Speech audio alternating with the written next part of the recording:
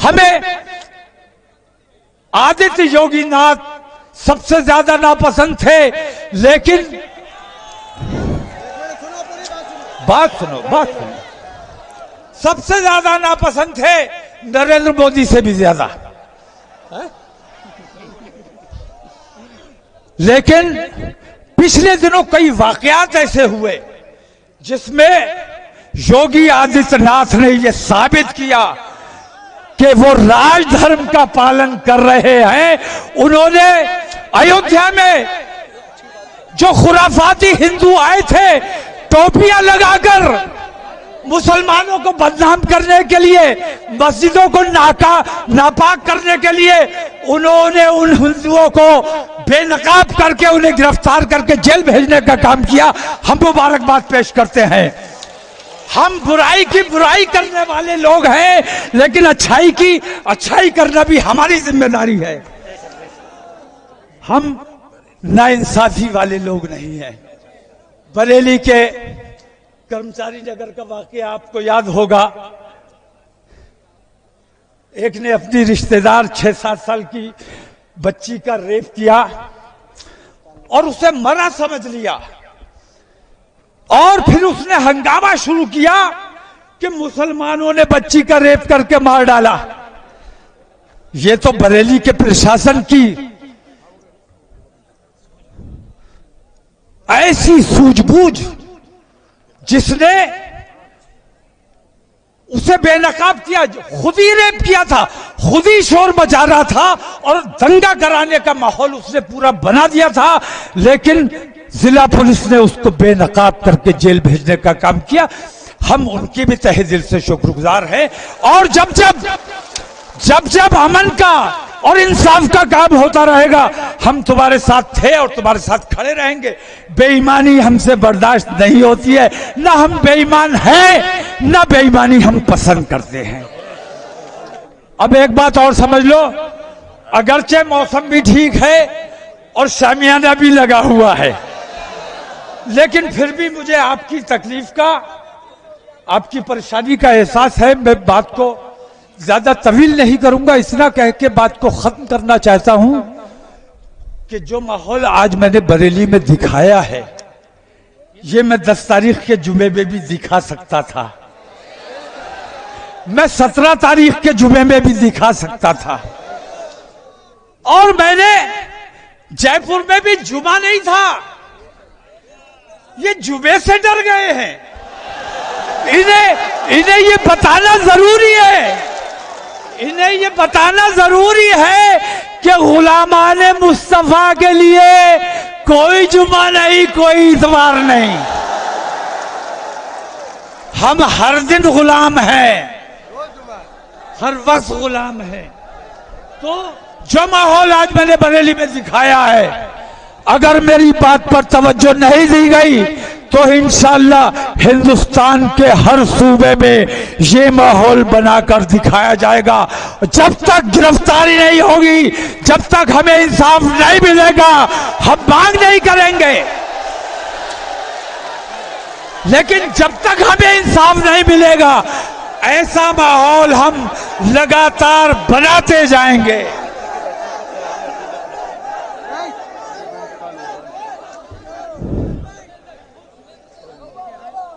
रांची की उस माँ का, अपने रांची की वो माँ याद है जिसका बच्चा 15 साल का बच्चा मार डाला गया, और किसने मारा? जिसकी जिम्मेदारी थी हिफाजत करने की, उसने मार डाला है। अगर तुम्हारी गोलियों में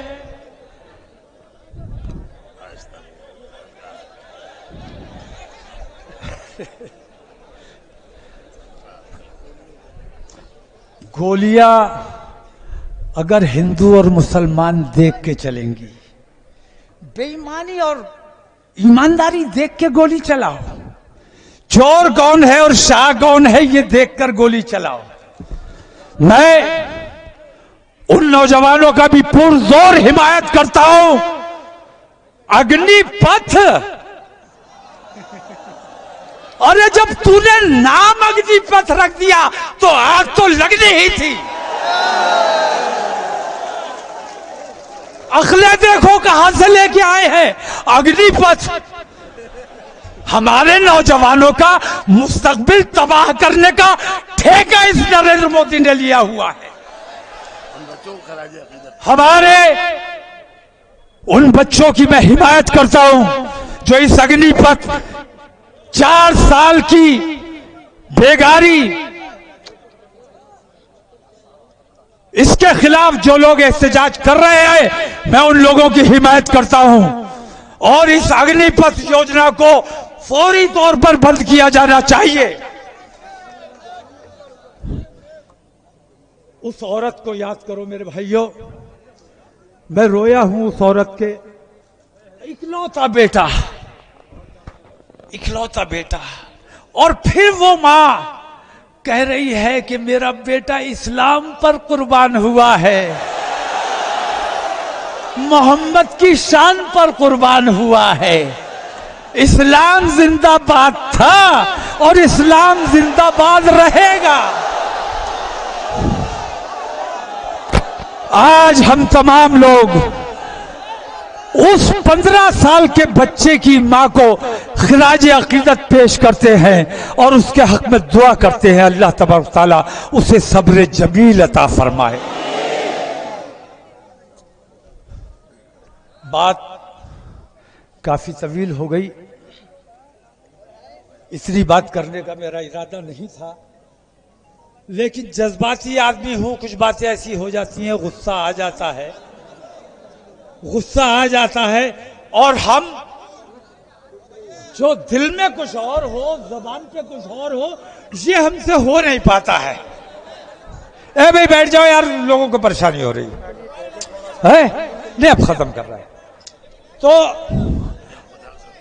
आप तमाम लोगों को मैं दरख्वास्त करना चाहता हूं हाथ जोड़कर कि रसूल की अजमत पर खिराज अकीदत पेश करने आए हो, रसूल के नाम पर जान देने का जज्बा तुम्हारे दिलों में है।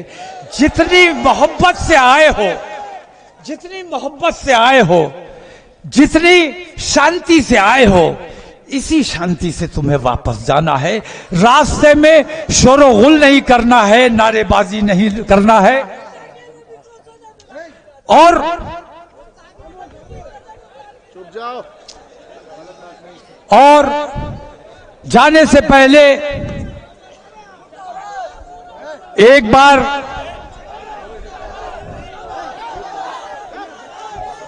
क्या हो गया, क्या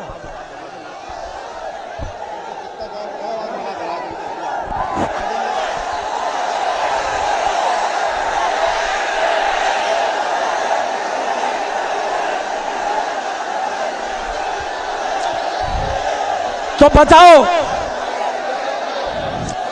तो बताओ, अभी तुम्हारा ये पैगाम मुकम्मल नहीं हुआ है।